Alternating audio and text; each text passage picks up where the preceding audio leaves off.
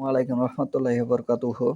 নাহমাদুহু ওয়া নুসাল্লি আলা রাসূলিল কারীম। আউযু বিল্লাহি মিনাশ শাইতানির রাজিম। বিসমিল্লাহির রহমানির রহিম।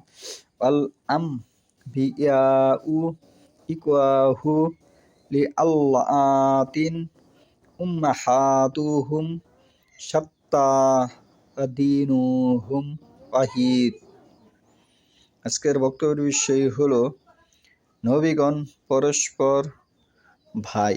নবীগণ কি পরস্পর ভাই, আর তাদের দিন এক দিন, তাদের সকলের দিনই হচ্ছে এক দিন, এক ধর্ম, কিন্তু তাদের যে অনুসারী তারা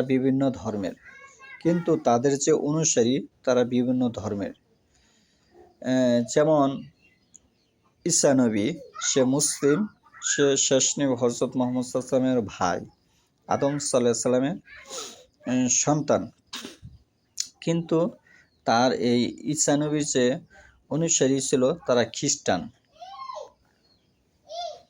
ঠিক অনুরূপভাবে মুসা নবী, সে মুহাম্মদ সাল্লাল্লাহু আলাইহি ওয়াসাল্লামের ভাই, কিন্তু তার যে অনুসারী ছিল তারা হচ্ছে ইহুদি।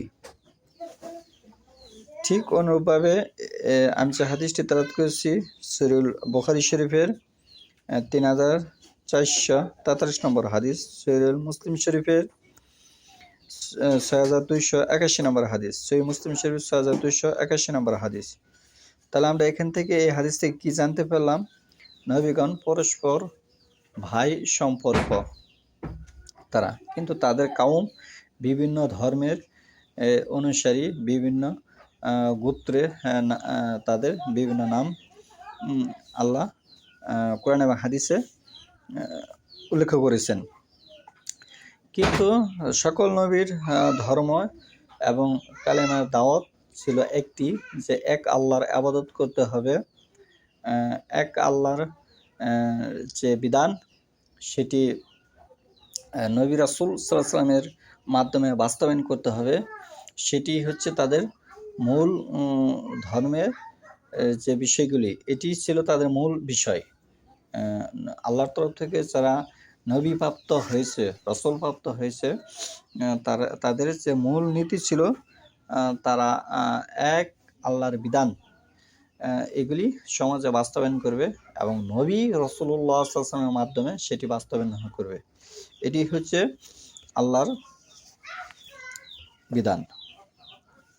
তাহলে এখান থেকে আমরা বুঝতে পারলাম, যেমন সূরা বাকারায় এসেছে যে লা নুফারিকু বাইনা আহাদ, আমরা কোনো নবীর মাঝে পার্থক্য করি না। সকল নবী যে দিন ধর্ম ছিল একমাত্র আল্লাহ দিন বাস্তবায়ন করার মূল নীতি ছিল আল্লাহর দিন বাস্তবায়ন করা।